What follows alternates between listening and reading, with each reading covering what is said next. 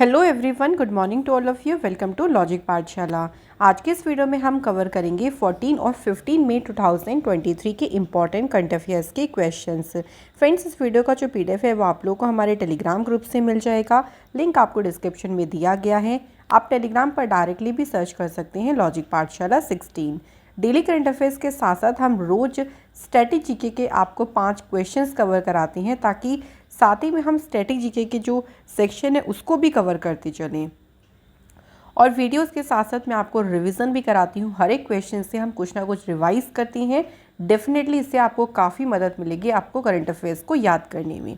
तो चलिए important session को शुरू करते हैं एक मोटिवेशन कोट से। Don't wait for the opportunity, create it. देखिए, अपॉर्चुनिटी का वेट मत करिए। आप ये मत सोचिए कि कब मुझे अपॉर्चुनिटी मिलेगी, कब मैं काम करूँगा या करूँगी। आप क्रिएट कीजिए ऐसी अपॉर्चुनिटी। आप ऐसा एटमॉस्फेयर क्रिएट कीजिए कि अपॉर्चुनिटी खुद आपके पास आए चल के और आप उस काम को शुरू कर दें। क्योंकि अगर हम वेट ही करते रहेंगे ना, तो हम लाइफ टाइम वेट ही कर पाएंगे, हम उस पर वर्क नहीं कर पाएंगे। सो ऐसा नहीं है कि अपॉर्चुनिटी आपको, उसके लिए आपको बहुत इंतज़ार करना पड़े। आप ऐसा माहौल कर सकते हैं, आप ऐसा वर्क कर सकते हैं कि अपॉर्चुनिटी आपके सामने खुद आए और आप उस पर वर्क शुरू कर दें। तो चलिए इंपॉर्टेंट डे से शुरू करते हैं। सो देखिए फ्रेंड, 13 मई को इम्पॉर्टेंट डे एक सेलिब्रेट किया गया था, वर्ल्ड माइग्रेटरी डे। तो जो माइग्रेटरी बर्ड डे है ये मनाया गया इस बार 13 मई को। ये जो दिन है ना, माइग्रेटरी बर्ड डे, ये 2 बार मनाते हैं साल में।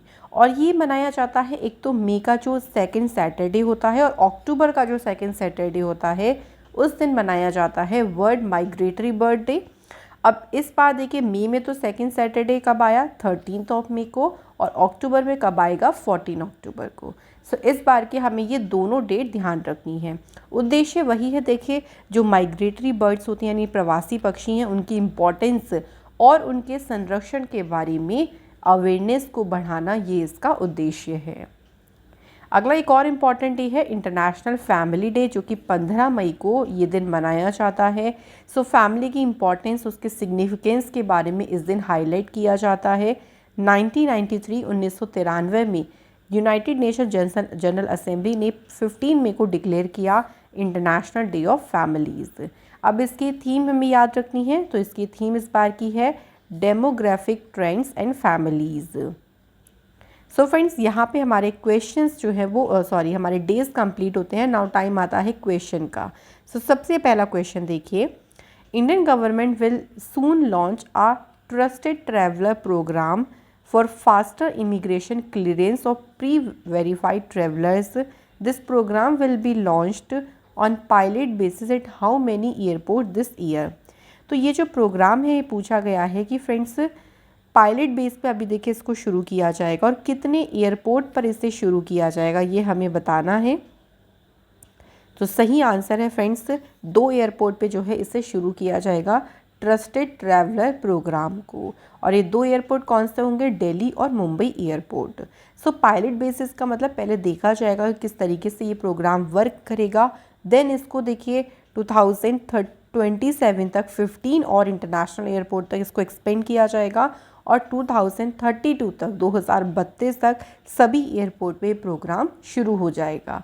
इस प्रोग्राम में क्या है देखिए कि जो इंडियन पासपोर्ट्स होल्डर्स हैं उनको ई गेट का वो यूज़ करने में उनको काफ़ी हेल्प मिलेगी। और इमिग्रेशन जो क्लियरेंस है उसके लिए जो क्यू लग जाती है, जो कतार आपने देखो वो लाइन लग जाती है, उससे बचने में भी काफ़ी मदद मिलेगी। तो फास्टर प्रोसेस हो पाएगा इमिग्रेशन का। जल्दी जल्दी देखिए जो प्री वेरीफाइड ट्रैवलर्स होंगे उनको काफ़ी ईजी रहेगा, कन्वीनियंट रहेगा। उसी पर्पज़ से इस ट्रस्टेड ट्रैवलर प्रोग्राम को गवर्नमेंट ऑफ इंडिया ने 2 जो है एयरपोर्ट पर शुरू किया है, दिल्ली और एक मुंबई एयरपोर्ट पे। Next question, the first mining startup summit will be held on 29 May in which city. पहला जो माइनिंग स्टार्टअप समिट है ये 29 मई को किस शहर में आयोजित किया जाएगा, तो इसे आयोजित किया जाएगा मुंबई शहर में। और ये एनकरेज करेगा the participation of startups in the mineral and mining sector. तो जो भी देखिए माइनिंग और मिनरल माइनिंग सेक्टर्स या खनन क्षेत्र से जो स्टार्टअप्स होंगे उनके पार्टिसिपेशन को ये एनकरेज करेगा समिट। स्टार्टअप्स जो कि exploration, virtual reality, automation, drone technology, consultancy, तो इन फील्ड के जो स्टार्टअप्स हैं वो इसमें पार्टिसिपेट करेंगे। और इस समिट में मेनली फोकस किया जाएगा इनोवेशन और टेक्निक्स पर जो सपोर्ट और इम्प्रूव करेंगे परफॉर्मेंस, सेफ्टी और एक ऑटोनॉमी को बिल्ड करने में हेल्प करेंगे in the field of mining and metrology. तो इस फील्ड में देखिए परफॉर्मेंस को इम्प्रूव करने, उनको सपोर्ट करने पे मेनली जो है वो इस समिट में ध्यान दिया जाएगा। अगला क्वेश्चन देखिए, which of the following state has become the first state in the country to have a drone surveillance system in all police district in the state. कौन सा राज्य देखिए सभी पुलिस जिलों में ड्रोन निगरानी प्रणाली स्थापित करने वाला देश का पहला राज्य बन गया है। तो पहला स्टेट बन गया है फ्रेंड्स कौन सा? केरल स्टेट। केरल स्टेट के जो चीफ मिनिस्टर हैं पिनरई विजयन, उन्होंने सभी जो ड्रोन्स हैं उनको सभी पुलिस डिस्ट्रिक्ट्स में डिस्ट्रीब्यूट किया है। और ये जो ड्रोन पायलट लाइसेंस है, स्पेशली ट्रेन ड्रोन पायलट्स को जो है वो लाइसेंस जो है डिस्ट्रीब्यूट या उनको ये लाइसेंस वितरित किए गए हैं। तो इनसे काफ़ी इन ड्रोन्स की वजह से देखिए पुलिस फोर्स को काफ़ी ज़्यादा कन्वीनियंट हो जाएगा, काफ़ी ये इम्पॉर्टेंट रोल प्ले करेंगे। तो केरल पहला स्टेट बना है जिसने ड्रोन सर्विलेंस को सभी पुलिस जो डिस्ट्रिक्ट है उसमें जो है उनको शुरू किया है। अब केरल की बात आती है तो केरल के चीफ मिनिस्टर हैं पिनरई विजयन, गवर्नर है आरिफ मोहम्मद खान, लोकसभा सीटें हैं 20, राज्यसभा सीटें हैं 9। ये स्टेट एनिमल है इंडियन एलिफेंट और यहाँ का स्टेट बर्ड है ग्रेट हॉर्नबिल। नेशनल पार्क की चलिए बात कर लेते हैं। Anamudi Shola National Park, Eravikulam National Park, Mathikettan, Pambadum National Park, Periyar National Park और साइलेंट वैली, ये सभी इंपॉर्टेंट है यहाँ से। अब बात आती है कुछ केरल स्टेट से करंट अफेयर्स की। तो मैं आपको कुछ पुरानी न्यूज़ चलिए आज रिवाइज करा देती हूँ पहले, ताकि हम याद रखें। तो केरल की सरकार ने one school one IAS scheme को शुरू किया था। केरल की जो सरकार है उन्होंने इंडिया की पहली डिजिटल यूनिवर्सिटी को इनॉग्रेट किया। केरल ने न्यू स्मार्ट किचन स्कीम को शुरू किया था। केरल का पहला बुक विलेज कौन सा बना था? पेरुमकुलम, ये केरल का पहला बुक विलेज बना था। केरल की पुलिस ने पिंक प्रोटेक्शन प्रोजेक्ट शुरू किया था महिलाओं की सेफ्टी के लिए। इंडिया का जो पहला पेपरलेस कोर्ट बना वो था केरल हाई कोर्ट।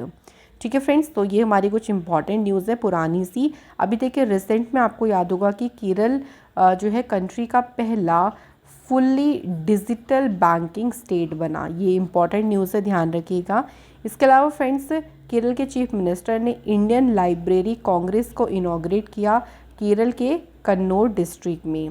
केरल का जो धर्मादम है becomes first complete library constituency in India. तो ये याद रखिएगा।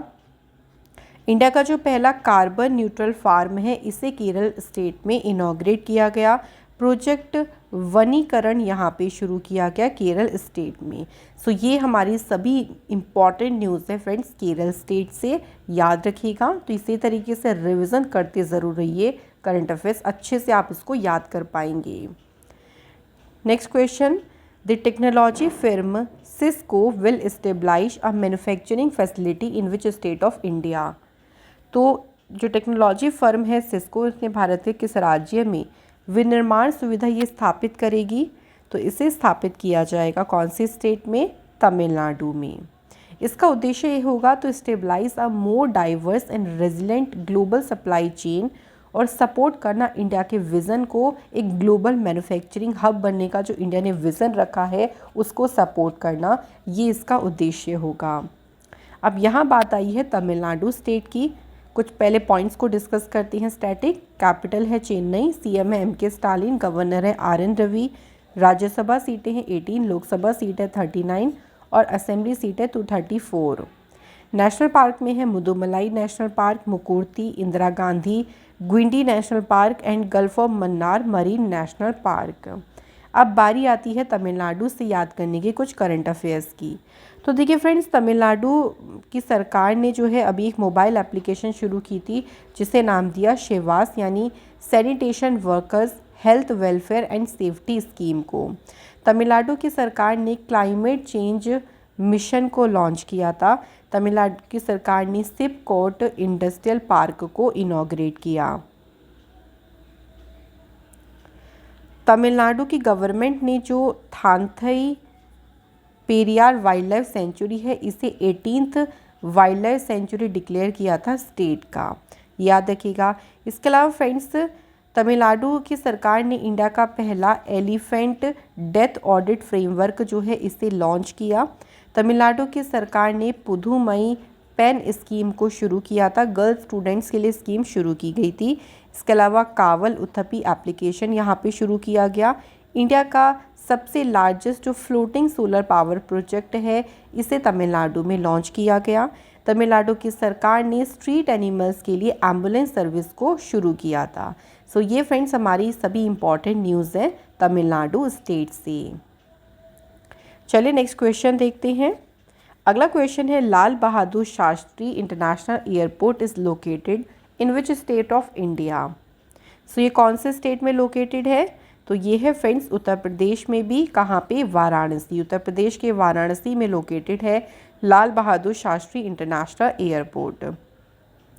अब क्यों ये न्यूज़ में आया है, तो इससे रिलेटेड अभी एक न्यूज़ आई है, वो ध्यान रखिएगा कि जो लाल बहादुर शास्त्री इंटरनेशनल एयरपोर्ट है ये पहला जो है वो इंडिया में एयरपोर्ट बन गया है जहाँ पे एक फ्री डेडिकेटेड रीडिंग लॉन्च को लॉन्च किया गया है और इसे सेटअप किया national book trust of India ने।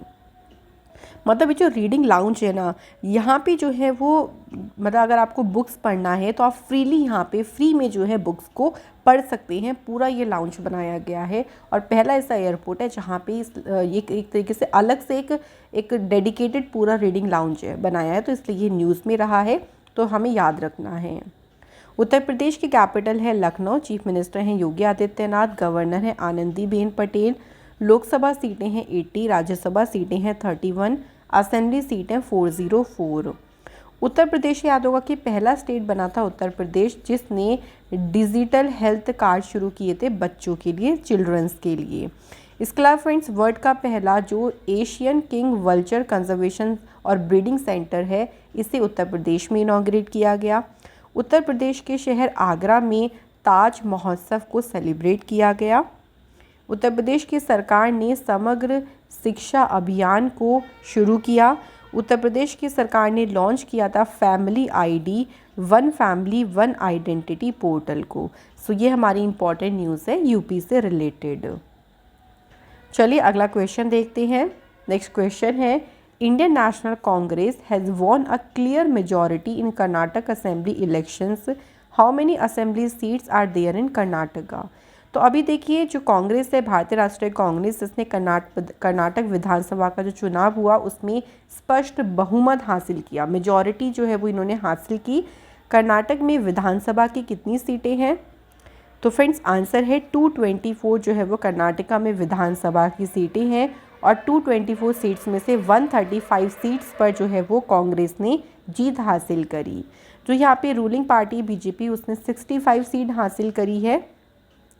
तो याद रखिएगा, वैसे इनका नहीं पूछेंगे एग्ज़ाम में, आप कांग्रेस का ध्यान रखिएगा कि कितनी सीट पर उन्होंने विजय हासिल करी, जीत हासिल करी, 135 सीट्स पे। कर्नाटक की फॉर्मेशन हुई 1 नवंबर 1956 को, कैपिटल है बेंगलोर, गवर्नर है Thawarchand Gehlot, assembly seat 24, Rajya Sabha seats हैं 12 और लोकसभा की सीट है 28। कर्नाटक की सरकार ने अभी जो चीफ मिनिस्टर है वसावराज बोमई, इन्होंने 108 नम्मा क्लिनिक्स को लॉन्च किया था कर्नाटक के शहर बेंगलुरु में। इसके अलावा फ्रेंड्स कर्नाटक जो है वो पहला स्टेट बना था जिसने इम्प्लीमेंट किया था NEP 2020 को। कर्नाटक की सरकार ने सांस कैंपेन को शुरू किया था, इसकी फुल फॉर्म है social awareness and action to neutralize pneumonia. तो इसे सक्सेसफुली लॉन्च किया था कर्नाटक सरकार ने। अगला question, who among the following actor has been chosen to inspire and support the Indian contingent participating in the upcoming special Olympic for individuals with intellectual disability. तो अभी देखिए जो आने वाला जो स्पेशल ओलंपिक है, क्योंकि वो डिसेबिलिटीज़ जो लोग हैं उनके लिए एक स्पेशल ओलंपिक है, तो जो आने वाला ये ओलंपिक है उसमें भाग लेने वाले जो भी इंडियन कॉन्टिजेंट से जो भी पार्टिसिपेंट होंगे उनको सपोर्ट करने, उनको इंस्पायर करने के लिए किस अभिनेता को चुना गया है? आंसर है आयुष्मान खुराना को जो है चुना गया है। इनका काम देखिए क्या होगा, एक तरीके से एम्बेसडर के रूप में ज्वाइन करेंगे और ये एथलीट्स की वॉइस बनेंगे, उनको उनकी अचीवमेंट्स, उनके जो रिमार्केबल अचीवमेंट्स हैं उनके बारे में जागरूकता फैलाएंगे, उनको सपोर्ट करेंगे। एक होता है ना कि जब कोई सपोर्ट करता है देखिए तो हमारे अंदर भी एक होता है ना कि जज्बा आ जाता है, हमारे अंदर विश्वास, कॉन्फिडेंस बढ़ जाता है। तो वही एथलीट्स को सपोर्ट करने के लिए, उनको इंस्पायर करने के लिए चूज़ किया गया है बॉलीवुड स्टार आयुष्मान खुराना को। अगला question, who has been recently featured on the latest cover of Time magazine? हाल ही में टाइम पत्रिका का जो कवर पेज आया है ये, इस पर किसे चित्रित किया गया है? तो इस पर फीचर कौन हुई हैं? Deepika Padukone.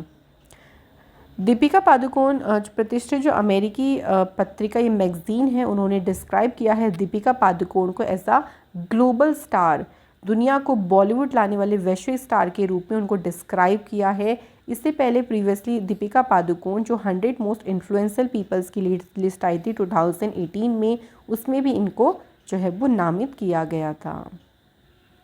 Next question, Kartik Balagopalan has been appointed as a new managing director of which of the following company?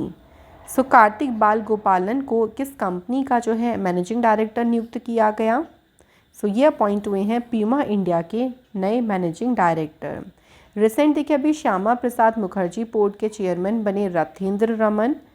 Larsen and टर्बो कंपनी के चेयरमैन और एमडी बनेंगे एसएन सुब्रमण्यम, 1 अक्टूबर से इनका कार्यकाल शुरू होगा।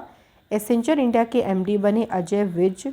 बास्केटबॉल फेडरेशन ऑफ इंडिया के एडमिनिस्ट्रेटर बने पी कृष्ण भट्ट और मैरीलिबॉन क्रिकेट क्लब के प्रेसिडेंट बने Mark Nicholas. Next question, who has been appointed as a interim managing director and CEO of National Investment and Infrastructure Fund? राष्ट्रीय निवेश और अवसंरचना कोष के अंतरिम प्रबंध निदेशक कौन अपॉइंट हुए? आंसर इज राजीव धर। राजीव धर जो है इन्होंने सुजोय बोस को सक्सीड किया, उनके स्थान पे ये अपॉइंट हुए हैं। अगला क्वेश्चन है, who has been conferred the first Govind Swarup Lifetime Achievement Award instituted by the Astronomical Society of India? तो एस्ट्रोनॉमिकल सोसाइटी ऑफ इंडिया के द्वारा स्थापित पहला Govind Swarup Lifetime Achievement award किसे प्रदान किया गया? ये अवार्ड किसे दिया गया है? जयंत नार्लिकर को जो है ये अवार्ड दिया गया है। जयंत नार्लिकर की बात करें तो ये पास्ट प्रेजेंट यानी एस्ट्रोनॉमिकल सोसाइटी ऑफ इंडिया की ये पहले प्रेसिडेंट भी रही हैं और ये फाउंडिंग डायरेक्टर रहे inter university centre for astronomy and astrophysics के, एंड जिन्होंने सबसे पहले कंट्री में कॉस्मोलॉजी रिसर्च को शुरू किया था उसमें से भी ये पहले थे। ये जो अवार्ड है ये प्रोफेसर गोविंद स्वरूप जी के नाम पे इसको रखा गया है और जो कि रेडियो एस्ट्रोनॉमी के फाउंडर थे कंट्री में, तो उन्हीं के नाम पे इस अवार्ड को शुरू किया गया। रिसेंट अवार्ड्स की बात करते हैं तो अभी देखिए भारत रत्न डॉक्टर अंबेडकर अवार्ड, ये अवार्ड किसे मिला? यूपी के चीफ मिनिस्टर योगी आदित्यनाथ जी को। UNESCO World Press Freedom Prize 3 journalist को दिया गया, Niloufar Hamedi, Elaheh Mohammadi and Narges Mohammadi को। बाफ्टा फेलोशिप का अवार्ड मिला UK based Indian origin Meera Syal को और लिप्जिग बुक प्राइज़ अवार्ड मिला रशियन पोएट मारिया स्टेनपनोवा को। Next question, Yashasvi Jaiswal etched his name in history by scoring the fastest 50 in IPL 2023 against Kolkata Knight Riders, for which team he is playing in IPL 23? देखिए अभी इन्होंने ना Kolkata night Riders के against में सबसे तेज अर्धशतक बनाकर यानी सबसे तेज इन्होंने 50 बनाकर जो है इतिहास में अपना नाम दर्ज किया।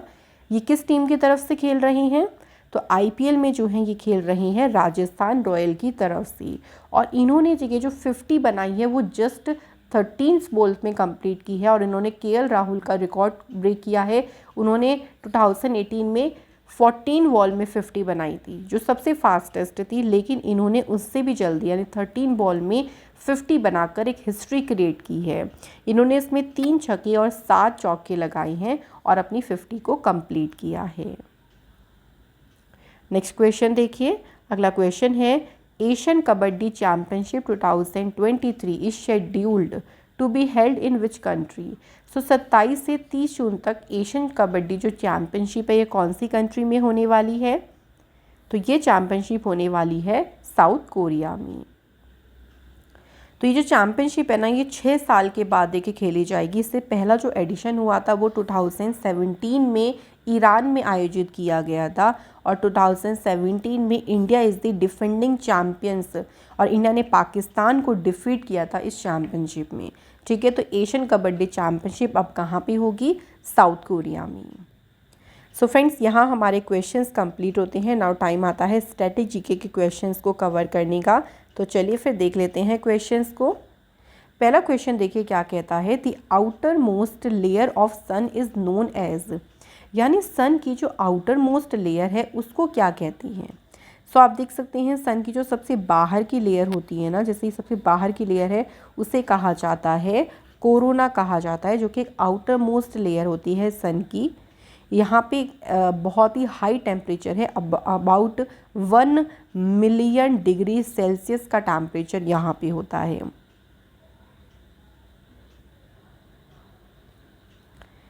अगला क्वेश्चन की बात करें, which of the following combination of planet is known as a gaseous planet. अब यहाँ पे कुछ आपको प्लैनेट्स की कॉम्बिनेशन यानी नाम दिख रहे हैं, इनमें से कौन सा कॉम्बिनेशन है प्लैनेट्स का जिसको गैसियस प्लैनेट के नाम से भी जानते हैं? तो राइट आंसर हो जाएगा friends Jupiter, Saturn, Uranus, Neptune. तो ये जो 4 प्लैनेट हैं जो सन से ये दूर वाले जो प्लैनेट है ना, इनको गैसियस प्लैनेट जो है वो कहा जाता है और ये थोड़े बिगर साइज़ में होते हैं देन दी रॉकी प्लैनेट से। रॉकी प्लैनेट्स हो गए जो आपके स्टार्टिंग के 4 हो गए, जैसे मरकरी, वीनस, अर्थ और मार्स। ठीक है, तो उनसे ये साइज़ में थोड़े बड़े होते हैं और इनको जोवियन प्लैनेट भी कहा जाता है। नेक्स्ट क्वेश्चन देख लीजिए। अगला क्वेश्चन है विच अमंग इस following planet is also known as veiled planet. अच्छा, वेल्ड प्लैनेट किसे कहते हैं? सो वेल्ड प्लैनेट जो है वो किसे कहा जाता है? वीनस को कहा जाता है। वीनस के बारे में काफ़ी सारी बातें जो है फ्रेंड्स ध्यान रखने की हैं। जैसे वीनस को ना अर्थ की ट्विन सिस्टर भी कहते हैं क्योंकि इसका साइज़ जो है वो बिल्कुल अर्थ के जैसा है, तो इसको अर्थ की ट्विन सिस्टर भी कहती हैं। वीनस जो है वो सबसे हॉटेस्ट प्लैनेट है। अब मरकरी सबसे पास तो है, लेकिन वीनस का एटमॉस्फेयर ऐसा है कि ये जो एक तरीके से जो हीट होती है ना उसको कैप्चर कर लेता है, इसलिए जो है वो सबसे हॉटेस्ट प्लैनेट जो है हमारे सोलर सिस्टम का वो वीनस है। ध्यान रखेंगे, वीनस यानी हिंदी में इसे बोलेंगे शुक्र ग्रह। और वीनस जो है वो ब्राइटेस्ट प्लैनेट भी है हमारे सोलर सिस्टम का। वीनस को मॉर्निंग स्टार और इसको इवनिंग स्टार के नाम से भी जाना जाता है। इसके सराउंड में ना काफ़ी थिक क्लाउड कवर है पूरा, इसलिए इसको वेल्ड प्लैनेट भी कहते हैं। ठीक है, और ये रोटेट करता है क्लॉकवाइज, इसकी जो डायरेक्शन है वो क्लॉकवाइज डायरेक्शन है।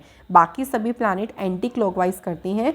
एक वीनस और एक यूरेनस 2 प्लैनेट हैं जो कि क्लॉकवाइज डायरेक्शन में रोटेट करते हैं। ठीक है, जैसे हमारी क्लॉक घूमती है तो ये उल्टा हो जाता है। जैसे हमारा जो सूर्य है वो हमारा ईस्ट से निकल के वेस्ट में छुपेगा क्योंकि एंटी क्लॉकवाइज है। अब यहाँ क्लॉकवाइज है तो यहाँ सूर्य निकलेगा वेस्ट से और छुपेगा यानी सेट कहाँ पे होगा? ईस्ट में। ये तो इस तरीके से हमें ध्यान रखना है। चलिए नेक्स्ट क्वेश्चन पे बढ़ते हैं। अगला क्वेश्चन देखिए क्या है, Hippocamp is a moon of which planet. So अगर बात करते हैं हिप्पोकैम्प की तो ये किस प्लैनेट का मून है या किस प्लैनेट का चंद्रमा है? सो सही आंसर हो जाएगा नेपच्यून। नेपच्यून जो है वो 8th प्लैनेट है हमारे सोलर सिस्टम का, सन से सबसे दूर है नेपच्यून।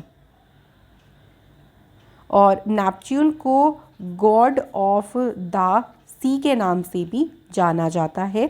जो हिप्पोकैम्प है ना, इसको डिस्कवर किया गया था 1 जुलाई 2013 को और एस्ट्रोनॉमर का नाम है मार्क शोवाल्टर, जिन्होंने ये जो मून है इसको डिस्कवर किया था। ठीक है, ध्यान रखिएगा फ्रेंड्स। अगला क्वेश्चन देखिए, which planet is called red planet due to its rock iron oxide. तो रेड प्लैनेट किसे कहते हैं? तो लाल रंग का जो ग्रह है वो कौन सा है? मार्स। तो मार्स जो प्लैनेट है वो रेड कलर का, रेडिश उसका कलर है, और इसलिए है क्योंकि यहाँ पे आयरन ऑक्साइड की प्रेजेंस है, उसकी वजह से ये रेड कलर का दिखता है। इसके 2 मून्स काफ़ी ज़्यादा फेमस है, काफ़ी एग्जाम में पूछते हैं। एक का नाम है फोबोस और दूसरे का नाम है डिमोस, ध्यान रखिएगा। सो फ्रेंड्स, यहाँ हमारे आज के क्वेश्चन सभी कंप्लीट होते हैं। सो आज के टेस्ट के चले 2 क्वेश्चन जो है इनके आंसर आप कमेंट बॉक्स में बताइएगा। पहला क्वेश्चन है, which one of the following planet has the shortest day. अब यहाँ पे आपको 4 प्लैनेट के नाम दिखे हैं, इन्हीं चारों में से बताइएगा कि किस ग्रह का दिन सबसे छोटा होता है। ठीक है, अगला क्वेश्चन देखिए, sun rises in the west and set in the east in which of the following planet. अब देखो ये मैंने ऐसा आपको बता दिया है कि सूर्य निकल कहाँ से रहा है? पश्चिम से, और छुप कहाँ पे रहा है? पूरब में। सो इसकी जो डायरेक्शन होगी वो क्लॉकवाइज वाली होगी। तो अब चलो मैंने हिंट भी दे दिया, इनमें से वो कौन सा प्लैनेट है जहाँ पे ऐसा होता है। तो इन दोनों क्वेश्चंस के आंसर आप हमें जल्दी से कमेंट बॉक्स में बता दीजिए। मैं आशा करती हूँ कि फ्रेंड्स हमारी वीडियो से आपको ढेरों सारी नॉलेज मिलती होगी। और फ्रेंड्स, अगर ये वीडियोस आपको हमारी अच्छी लगती हैं, आपको यहाँ से अपने एग्ज़ाम के लिए नॉलेज ज़रूर मिल रही है, तो लाइक ज़रूर करें, क्योंकि अगर आप लाइक करेंगे ना, उससे हमें बहुत मोटिवेशन मिलेगी। शेयर करें अपने फ्रेंड्स के साथ, और चैनल पे नई है तो सब्सक्राइब ज़रूर करें। आप लोगों से मिलूंगी अनदर इम्पॉर्टेंट क्लास में। Thank you so much for watching this video.